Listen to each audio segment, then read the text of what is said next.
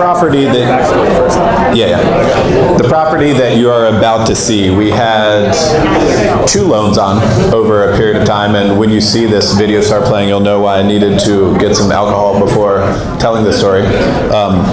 So starting in, I believe it was 2011, we did a bridge loan with construction for a small builder in Northern Virginia, and pretty high-end area. Yeah, the property that we had the loan on is the one on fire there. So we did a $700,000 bridge loan on a property that was like maybe 60, 70% complete, something like that. The guy had, before we came into the picture, he started building the property. Prior to this is actually fire number 3. So backing up, before we came into the picture, this guy, a small builder in the area, kind of a hapless dude who just tends to not do things great, but does have some means and some cash, built this property halfway, and for whatever reason back then, years before we came into the picture, it burned to the ground. And then he built it again. Used a small loan and a bunch more cash and built it to maybe 60% done, something like that. Had a lot of value. This is right in between McLean and Falls Church. A lot of value there. And it was a big property. It was one of those neighborhoods where like every other house is, one is old and tiny and the next one's huge and the one's old and tiny, that sort of thing. So easy 1.5, 1.6 mil. We come in, we do a $700,000 loan. It looks great. Like exit price, we're less than 50 LTV, which is a great place for a lender to be, even with construction. So we do the loan. He runs short on construction money again, and we actually rewrite the loan. And we go from $700,000 to $925,000 on this property. And along the way, just kind of weird things happen. Like there is that huge fire that burned to the ground, and then a little fire. There is a claim somewhere along the way for a couple $100,000. It's like, how does this place keep catching on fire? Is it the owner? Is this arson that's going on here? There are rumors about 2 kids in the neighborhood who had been in and out of jail and they had a beef with the owner. Did they have something to do with it? Because some people thought that they did, and no one really knows. So we have a $925,000 loan on the property, which he promptly defaults on and stops as soon as the payment's due. He doesn't pay it. So we start the foreclosure process, which in Virginia is very quick and easy. So in order to stop that, he declares bankruptcy, and that's around the time that minor fire happened. And so we're caught up in all this thing. The bankruptcy court says, okay, here's the money from the loan to finish the property, which he does. Close to finishing the property. A lot of people said it was like kind of a shoddy job for a place that was listed for 1.688. We always thought it should be 1.5, and we had kind of a beef with that. So a couple days before Christmas, I want to say it was maybe 2013 or 14, and I remember it was a couple days before Christmas because I was Christmas shopping. I wasn't in the office, and it was a work day, and somebody called a friend of ours or emailed a friend of ours, said, do you still have a loan on that Haycock Road property? Because it's on fire again. So I stopped my Christmas shopping, and I drive over there. It's not too far from where I live in Bethesda. And that was the next morning. It had been on fire the night before, and there were still firefighters there like hosing it down. The whole street was covered with ash. There's like crowds everywhere. There's like investigators questioning people and shit. Yeah. So, prior to that, backing up a little bit, during around the time that the guy was defaulting on the loan and not making payments, as a lender, you have to be careful to make sure that there's an insurance policy in place. Because if they're not paying this and they're not doing construction, then there's a good chance they're not paying the insurance. So lenders have to check on that.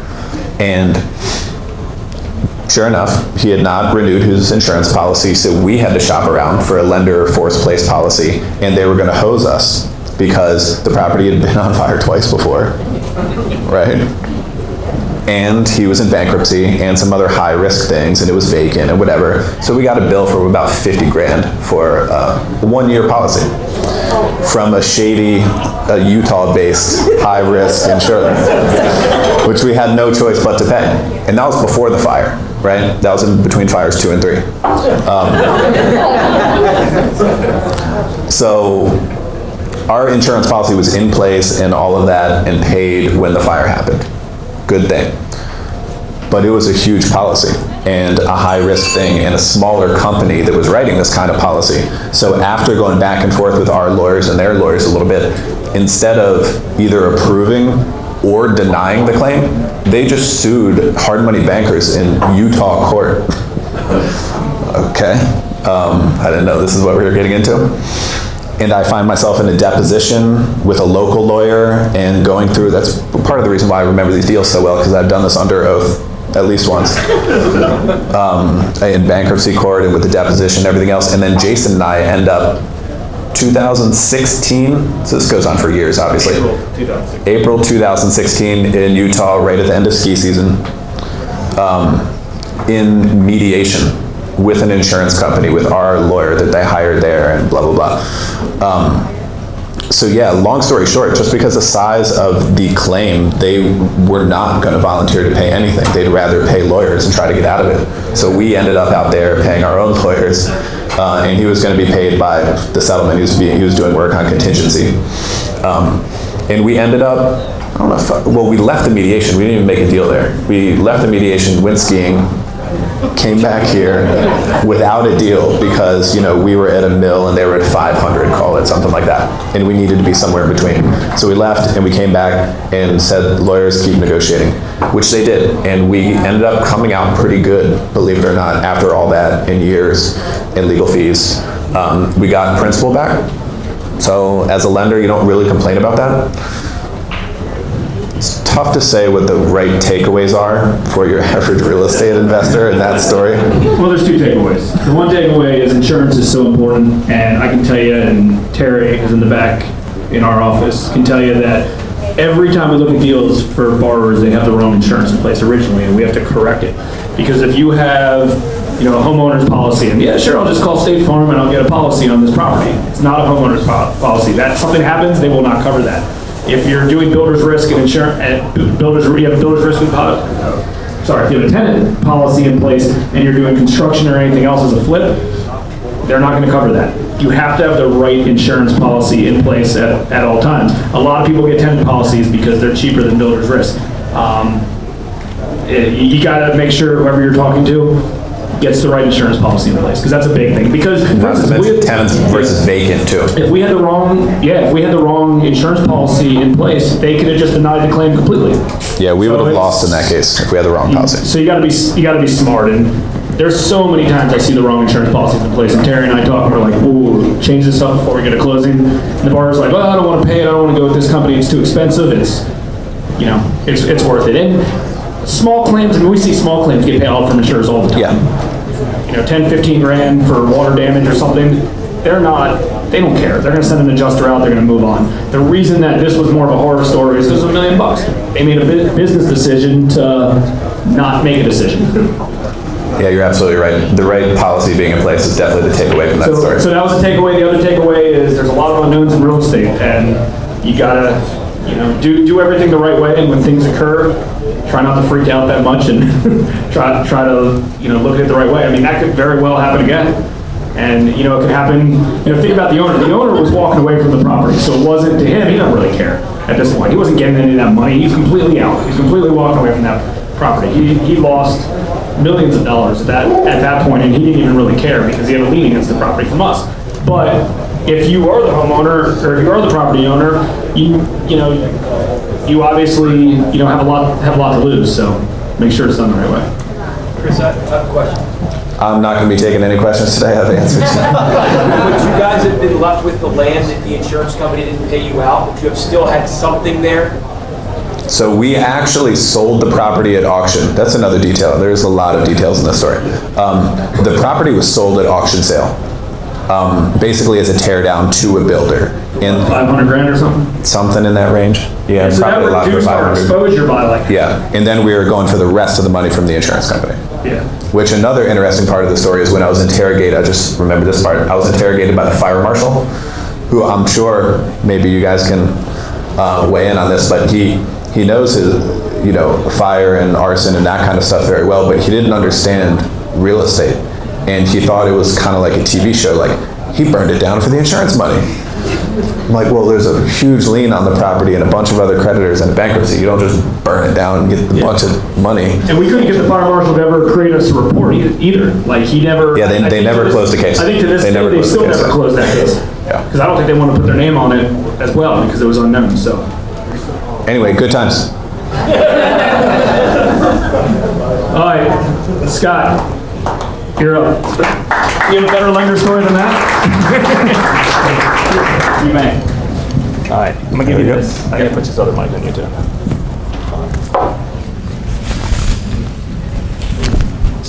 I mean, us lenders see a lot of stories because we're all involved in a lot of deals from borrowers. Just throw it in your pocket. Yeah. Cool, thanks. This one here. Hello. Hey, good evening. First of all, let's thank Jason and Chris for having this event.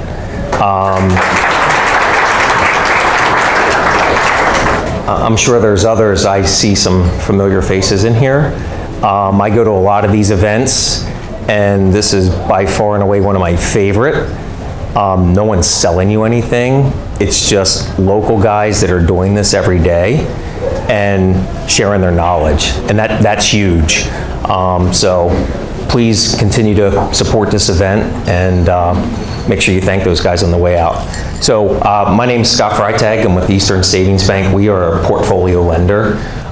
We work with a lot of investors. I'd like to say I specialize in that piece of it. I got a lot of stories, good, bad, ugly. I do have a couple that I will kind of hone in on, and I'll say this first. We try to keep situations that'll be ugly in the future, we kind of try to keep them out from the beginning, and we do a pretty thorough interview and vetting process, if you will, before we get involved and start spending investors' money. The one deal in particular I want to share with you, it's a deal that, believe it or not, is closing tomorrow. New investors. It's a buy and hold with a pretty substantial renovation in Baltimore City, 2-unit property. The borrowers acquired the property with their own cash. They came to us, their time frame to acquire the property was too short for a bank. They had the capacity, bought the property cash. So they're in possession, so we're dealing with the whole construction piece. Again, we do a thorough interview with them up front to make sure they understand program, process, how it's going to work out. So they acquire the property, we have the conversations, we start gathering their information, you know, income, tax returns, all that good stuff. And we're ready to submit the loan to underwriting, and we're like, hey, we need your construction docs. And they're like, oh, you didn't tell us we needed the construction docs. And my boss, Mike, is back there, and we kind of conference called the guys, and I know what was said in the conversation of what was needed.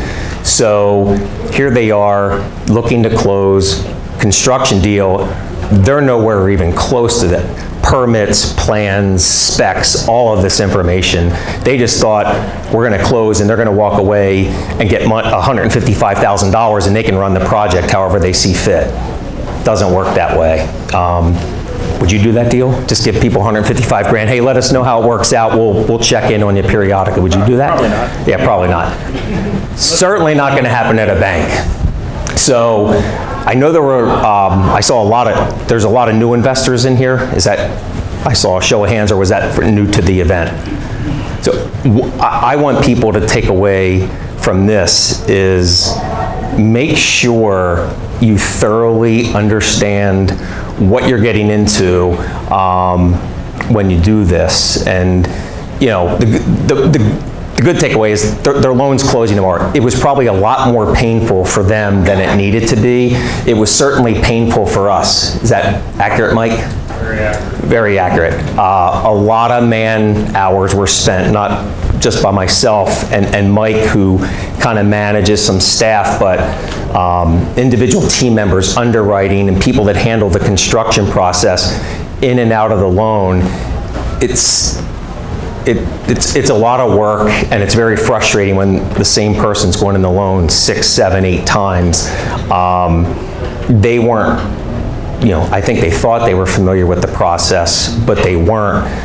So I want people to take away tonight, when you're talking to any lender, hard money bankers, any bank, and I would think this would even be applicable if you're applying for a mortgage for your own home.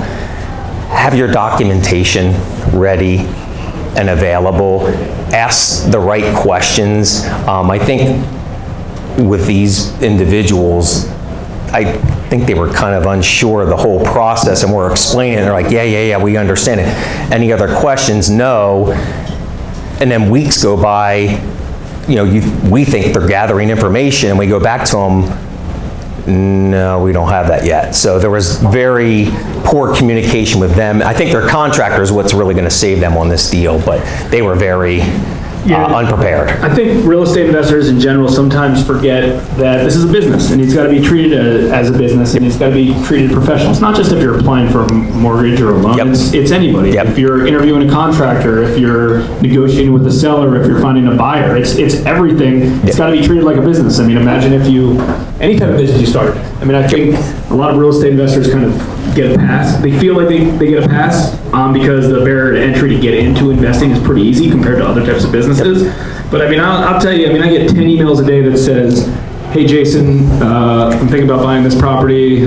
But very, very unprofessional type of email. And what are you going to look at first? The professional email and unprofessional email. And sometimes it's not even, sometimes it's as simple as saying, hi, the name, thank you, sincerely, instead of just a one-liner. Yeah. I mean, a one-liner is not used for, this isn't really full range, but a one-liner is used for chat. It's not used for right. It's got to be professional type of stuff. And I think in the banking world, you definitely have to be more professional than in that stuff. But I get it. What was kind of interesting about these individuals is the typical phone call I get every day, the first question is, and this goes to Jason, most of the calls I'm getting, they're with investors. It's buy and hold, it's commercial deals. And I know their experience level when their first question is, what are your rates? I mean, this is not a residential property that you're acquiring that it's cookie cutter. You put some information in the DU or LP system. That's the Fannie Mae, Freddie Mac, FHA world, and it tells you, hey, approved, not approved, what your conditions are. It's a lot different than that, but tells me who I'm dealing with from the beginning. So as everyone's sitting here as business owners, if you will, treat it as such, and kind of, even if it's a single family rental, tell me how I'm getting repaid. Just, hey, I'm looking to buy this property, blah, blah, here was, what are your rates? I mean, and it's a straight relationship game. Yeah. I mean, I know, because it's hard if this happens to us. It's really hard when somebody comes to you and they're really prepared, and it's hard for you to even say no to a halfway decent opportunity just because they're professional. You feel like they have the ability to do it, even if they've never done a deal before. Mm-hmm. You feel like they're really professional. They know what they're doing. They're very prepared. Here's a profit and loss. Here's a rent roll for this. All of a sudden, you don't have to ask for all that stuff. They maybe do a prospectus, whatever the case is. They do it up front. You're going to look at that thing way more serious than maybe even a professional investor that comes to you as something that's not prepared. And again, it's not just on the banking side, it's on all the side. If you have a contractor bid on a property, they're taking notes the whole time. They have references, be like, hey, by the way, if you do decide to use me for this trade, by the way, call Mr. Smith, call this person, this person, this one. They'll tell you how good of a job I do. No contractors do that stuff. But if they did, it goes a long way. So it's all about being professional. Yeah, and those people that are chasing those rates, it's about the relationships. It's not about the best rates. So that's something to keep in mind. And that's with your tradespeople as well. You're going to beat your electrical contractor down for the cheapest price. Well, and maybe you're going to find somebody that's cheaper. That's one. Two, is that going to be the right fit for you? Cheaper doesn't always mean better. So, Aaron, do you have a question? Yeah, I know we talked about this a couple minutes ago. Do you have a checklist of stuff that people need to come to you? I know you have we talked about this before, the stuff that you need to have in place. Do you have a checklist to give to somebody to say, I need your profit and loss sheet, I need your, Yeah, we do. I take it even before that when somebody's just calling and inquiring. So a lot of times the referrals from somebody, it's probably, just give us a good synopsis. I mean, they have a property in mind typically, or a project, but their first question is, what are your rates? Tell me about, we had a conversation. You didn't ask me what my rates were. You said, hey, this is what I'm looking to do. We were talking net operating income that may be above many in here's heads, but that's what it is. I have a picture now in my mind of what that deal is. That's what we're looking for. Yeah, it doesn't matter if you know lingo or not, or if you do. It has nothing to do with that. It's just, is it a professional? This is what I'm trying to accomplish. Yep. And I agree. I mean, eventually when it comes down to it, with term sheets and stuff, hey, well, let's talk rates a little bit. And I want to compare apples to apples. But at the beginning, you know, it's not bring a contractor in the house and say, hey, how much are you going to charge me to do all this? Well, I never been to the house. Yeah, and I think we get compared a lot to a traditional lender, or somebody's coming to us for an investment property. Most people want to do them in LLCs or some sort of entity structure, and I'm picking a rate. We tell them, it's 5%. Whoa, that's high. Well, they're comparing us to Wells Fargo Home Mortgage, who's, I don't know what their rates are, but completely different kind of underwriting. You're not going to be able to do it in an LLC or any other sort of entity. So it's like, many times they don't even know what they're asking. They just know, ask what's the rate.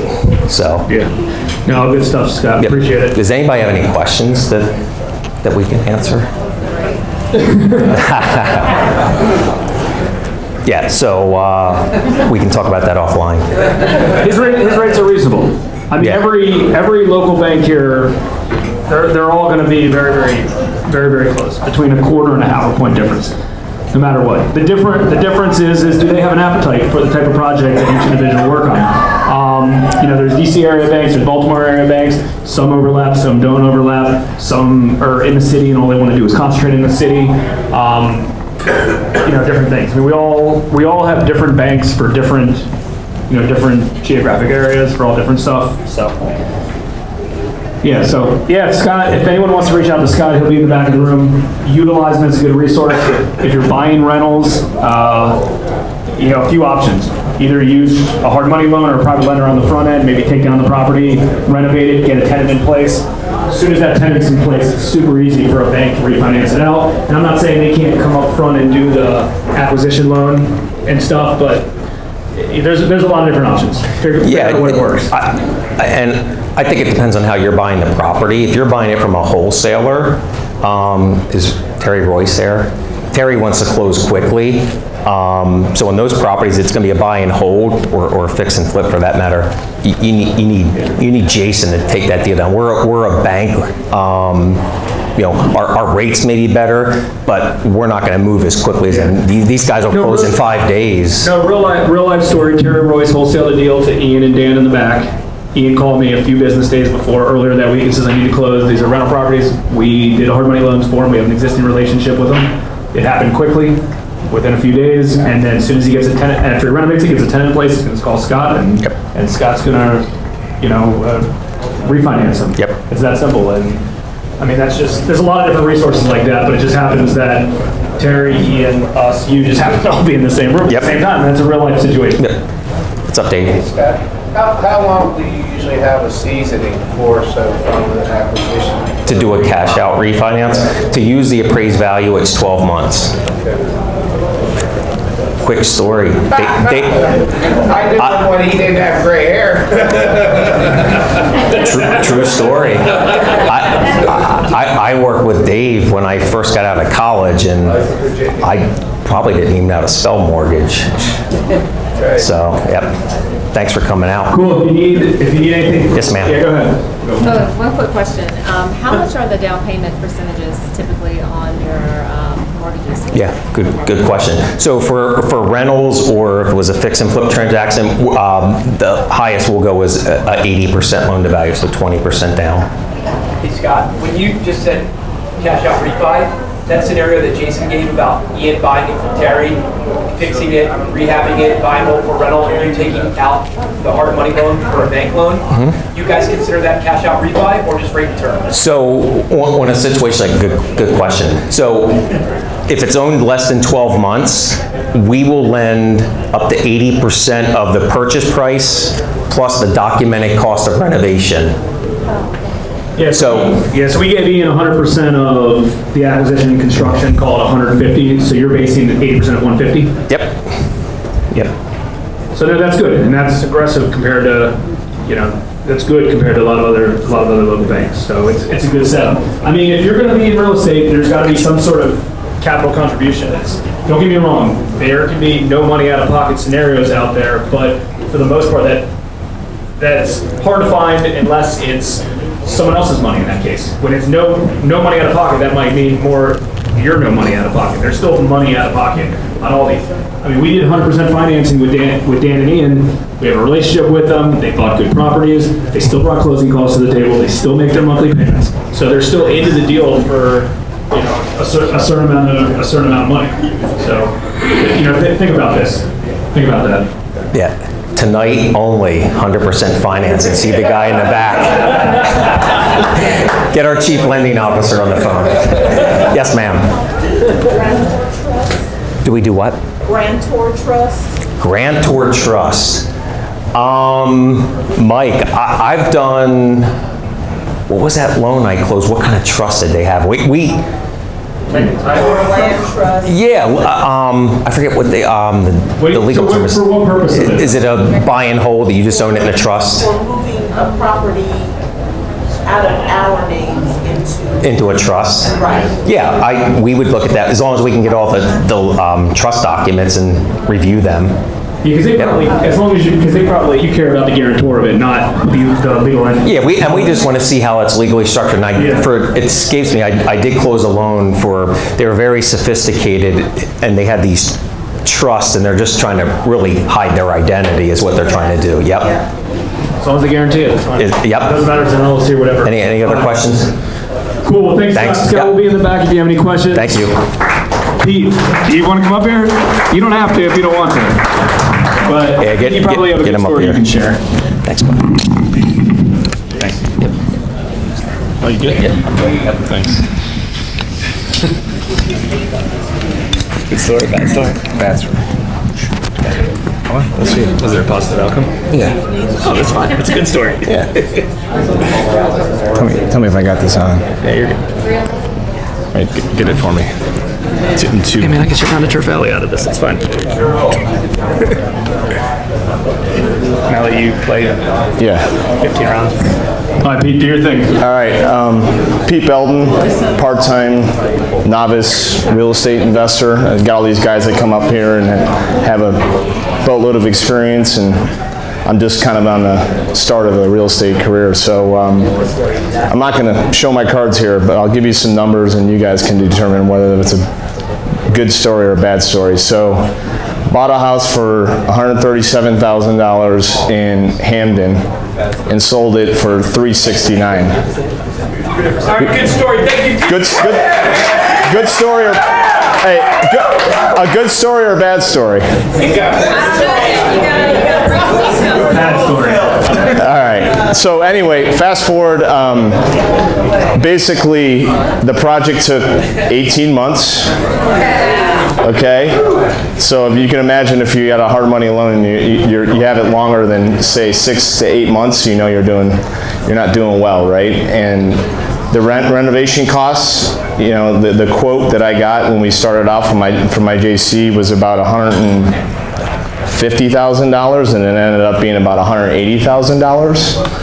So the moral of the story is, when you're a novice investor and you're going into buying and trying to flip a house, you want to start small, right, and get some success and build some momentum and start to grow and get into more sophisticated projects, because when you're getting into it, you want to do cosmetic flips and you want to do stuff like you guys are doing today and network and learn from people that have been in the business and have been doing it for a while. Luckily, the good thing is I kind of changed my strategy and was able to come out of it, you know, and basically didn't crumble, and I'm still here today, and kind of changed over to the buy and hold and closed on my third rental property, and the other 2 properties are already rented. So short and sweet story, but quite honestly, it happens. People talk about it, and there's you know, if you're going to be getting into the business, just make sure that you take your time in the decision-making process and making sure that you vetted out your contractors and you have a backup plan if something goes south. The good thing is we had things in contract with the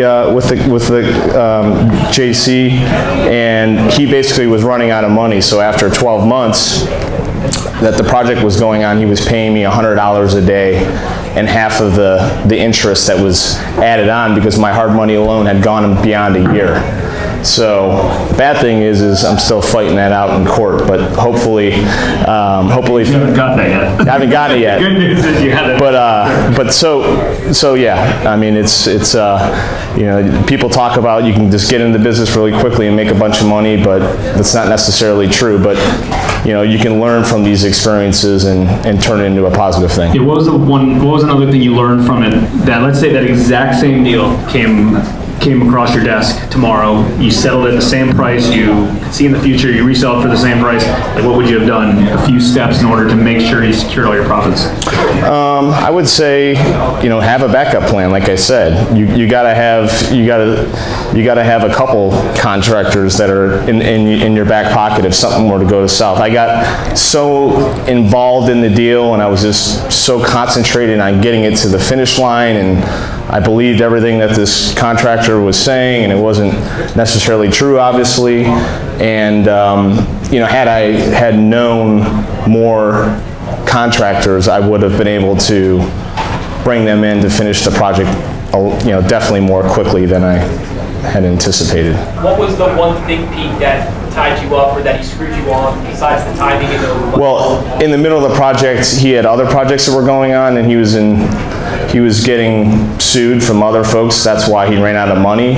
So then I was basically footing the bill for a lot of the stuff. I had to put up a lot of the money up front, and you know, I was doing some of the work myself towards the tail end of the deal. Like, I tiled the whole kitchen, and I never tiled in my life. So you can imagine how the wife felt about me doing that and taking time away from the family, just trying to get things to the finish line. But like I said, the good thing is I learned a lot from those experiences, and there's a lot of folks that may be beginners that would never put themselves in that situation, but I did learn a ton from it. And so. Yeah, we've had bad deals in the past, and every time we do, I just tell myself it's like a college education in real estate investing. You know, the earlier on deals. It's like, yeah. How much is a college education?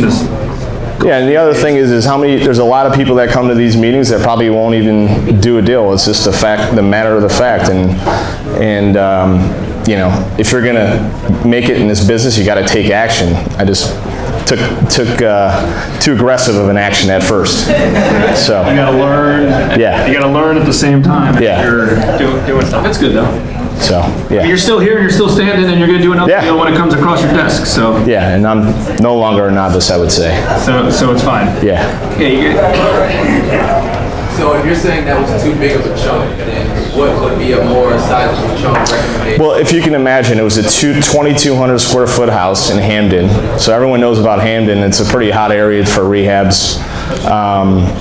You know, the whole entire house was redone. It was down to the studs, basically, down to, you know, the joists.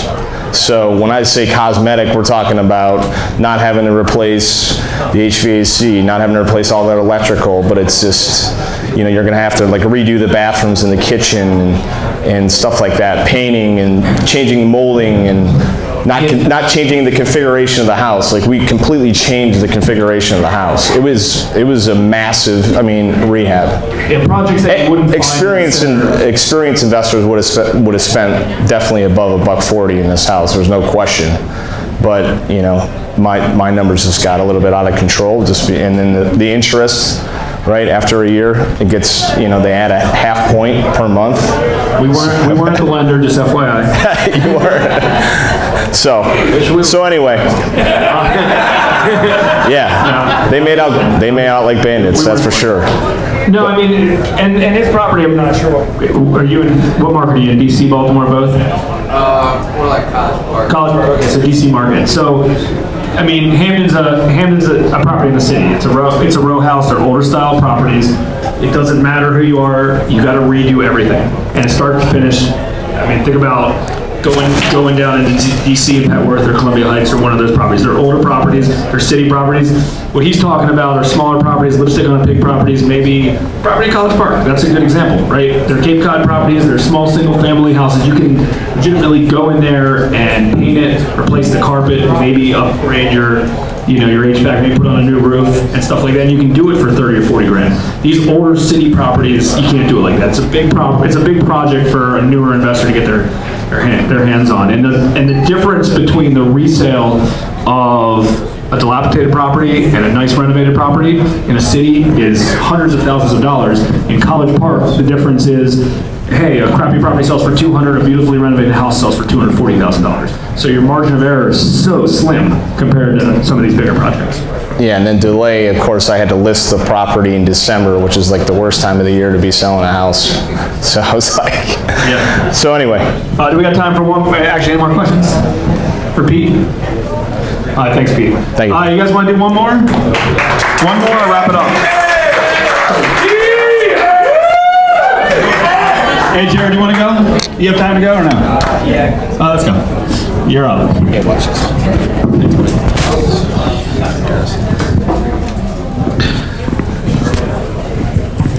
And you're already losing audience as soon as you come up, buddy. All right. Mind us holding this? Yeah, just hold this and I'll put that on you if you want. I'll be quick, I promise. There you go.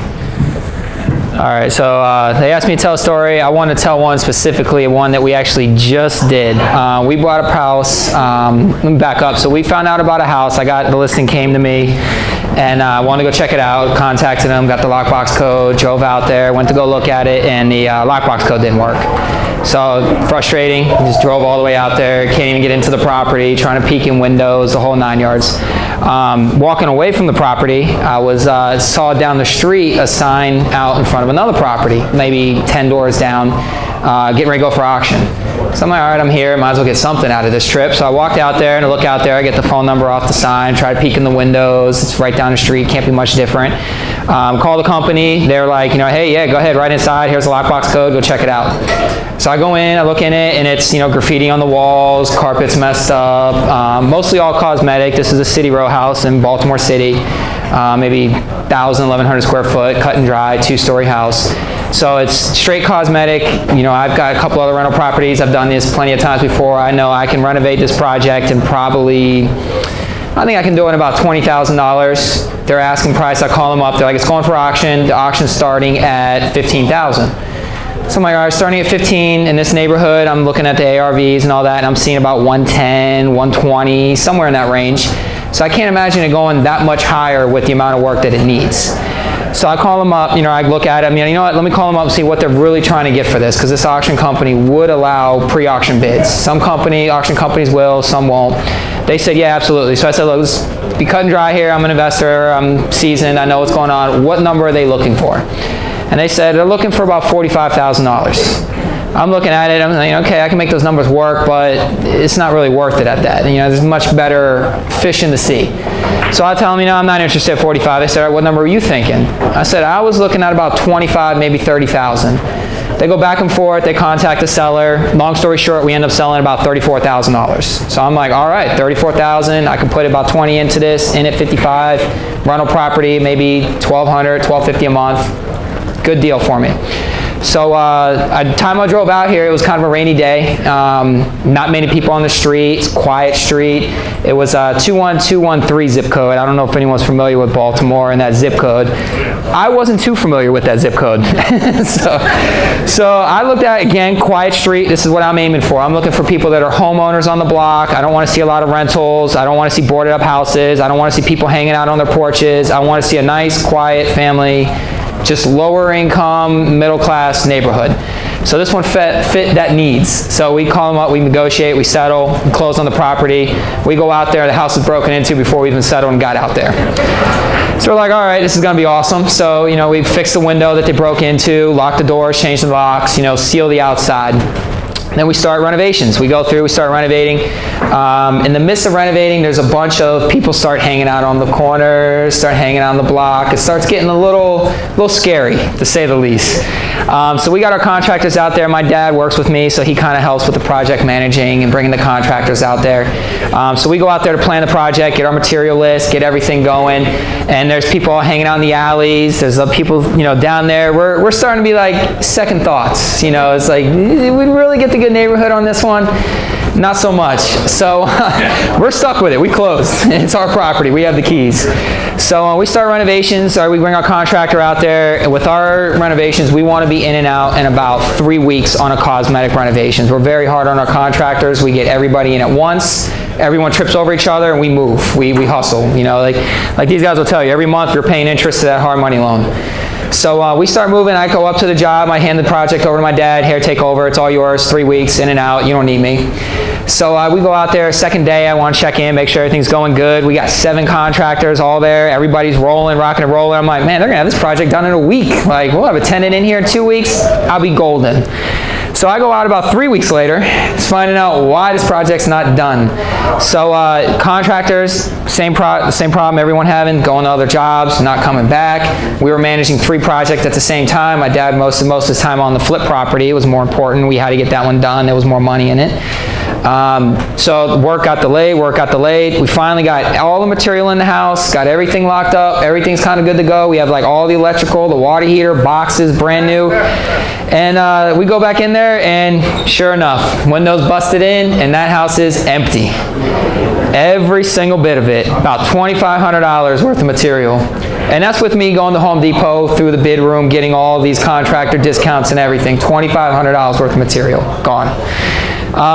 Insurance wouldn't cover it because of the same thing you guys heard from earlier, the wrong insurance. I had homeowner's insurance, not builder's risk. So $2,500 out the window on a budget that's already very tight and already trying to push. So we order all the material, and go through, go right back at it, don't skip a beat, let's keep rolling, let's get this going. Get everything in, all the stuff is in, good to go. Let's go ahead and call our tenant placement, let's go ahead and get a tenant in here. 2 days after that, we go back out to check on the property, cut the grass, make sure everything's good to go. What do we come to find? Window busted in again, washer dryer gone, stove gone, anything that they could pick up and get out, gone. Out the window. Twice, same time. We had the right insurance this time. We switched it up, we got it right. So we call them up. They didn't want to cover it. So fighting with them, we're actually still, to this day, still fighting with them to cover it, but I can't let the project stop, so I'm out of money, another $1,500. So $4,000 lost just in stolen on that and getting in. So long story short, this was a nightmare project. It went about 6 weeks over because of these delays, because material getting stolen, contractor going to other jobs. We finally got it finished, finally got everything set to go, hired a tenant placement company. Hey, go ahead and find us a tenant. Week goes by, 2 weeks goes by, 3 weeks goes by. Why is this not rented? This house is fully renovated. Everything's good to go. We're accepting housing vouchers. Why is this not rented? I call them. Oh, there's no one coming, no one coming out, nothing like that. So now that I've already gone way over budget, way over time, been robbed twice, my tenant placement company can't find anyone to go in it. I'm stuck with this. what am I going to do with this? You know, I can't even get someone in there just to even make sure no one will break in. So we put security bars up. Long story short, you know, going through all that. So one day I finally get an itch, and I'm like, man, I'm tired of this tenant placement company telling me they can't even get a showing. I'm tired of it. So I go on, I blast it on Craigslist, I blast it on Zillow, Trulia, Hot Pads, the whole 9 yards. I went apartments.com, even though it's not an apartment, I put it on there. I still wanted calls. I still did, flooded it. Within that day, me putting in there, I would say within about 6 hours, I had about at least 20-something emails, at least. So I set up, start calling, filtering through the people that are actually serious, people that are calling through, set up showings. We went through 3 showings, and the second one came in. It was like, look, I like it. I need to be out of my place by the end of the month. This is like the 8th of the month. I need to be out by the month. I need to move in there. Awesome. Put her security deposit down right then and there. So the long story short, the takeaway that I would give to this is, even if you get something that's a nightmare, even if you deal with all the nightmares going through it, keep rolling through it. Keep going through. Keep pushing forward. We got the tenant in there. My mortgage on the house is about $515, give or take, and we rent it out for $1,350. It was a retail tenant through that? Section 8. Oh, Section 8. So still because through Craigslist, we got a Section 8 tenant. Put him through. On the property? Still on it. Yep. We're actually portfolio-tizing it right now with a bunch of other properties, but some are a nightmare. Some jobs are a nightmare. Being robbed twice, man. I don't know if anyone's had anything stolen from them. I'm sure they have. It's not a good feeling. All the time. What, not a good feeling. Not a good feeling at all. What? Do you own any other properties in that area now? Would you buy another? No. I'm glad you asked that. No. Yeah, 21213 went into my no-no zip codes. I mean, there's a lot of people that very quickly. They do, and it's they do well. They do, and I mean, after finding all this out, and I wish I went out there not on a rainy day, not when there was no one outside. I wish I drove by 2 times, maybe 3 times, and saw the neighborhood, because I'm very confident that I would have got that house for at least $10,000 less, and I would have put security bars up first, and I wouldn't have got robbed. So you're talking about a $15,000, $20,000 difference on a $50,000 house. Yeah, that's huge. Percentage-wise. That's huge. Percentage-wise. But long story short, we made money on it still. Oh yeah. So I called them to fire them. And I'm a guy that smiles doing it. Like, you know, hey, just wanted to let you know, I tried for a day. I got about 20 hits, and I got a tenant. What are you doing? And he was like, oh man, I don't know how you did that. I put the ad out. That's what I did. What street was it on, if you don't mind? Mayfield. Okay. Mayfield Avenue. There's about 6 other boarded up down there if you're looking. Please go by there. Raise my value. I can tell you, it really made me step back and going back to the same. I mean, we all go through the same problems. Every single investor. It's great that you guys come to these things and you can experience what other investors go through, because the exact same thing with contractors, the exact same thing with tenants. We all go through the exact same thing. It's hard. Good. You use the term portfolio tizing. What does that mean? So once you start getting rental properties, you know, you gather up properties, you're getting them typically, you know, you can go through the bank, do the 20% down, go through the hard 9 yards, get a little better interest rate. You can go through, call Jason and get hard money and not have to deal, you can close quickly and things like that. So I'm in the same boat with Ian and all them, where I use hard money. I purchase the property, we renovate it, we get a tenant in it, and then we call up and look to refinance. So portfolio tizing is when you get multiple ones that you're trying to refinance at once. So some of these banks, they don't want to do a $50,000 loan. They want to do a few $100,000 at a time, or at least have a commitment that they're going to do higher loan amounts. I'm not saying they're all like that, but some of them are like that. So he's bundling together on a few projects he's working on at a time, and then he'll do one loan that's securitizing 5 properties. Yeah, it's like a blanket loan. Yeah, you get one loan on the 4 properties, and the properties are in, you know, typically, you know, again, getting more structure. You move them to one LLC, and then like we have one loan on 17 rental properties. Right. We kind of move one in and out into one loan. You do it on 17? Yeah, you guys bundle them in there. So typically most investors or someone like that typically try to keep them at like 4 or 5, and it's just a risk exposure.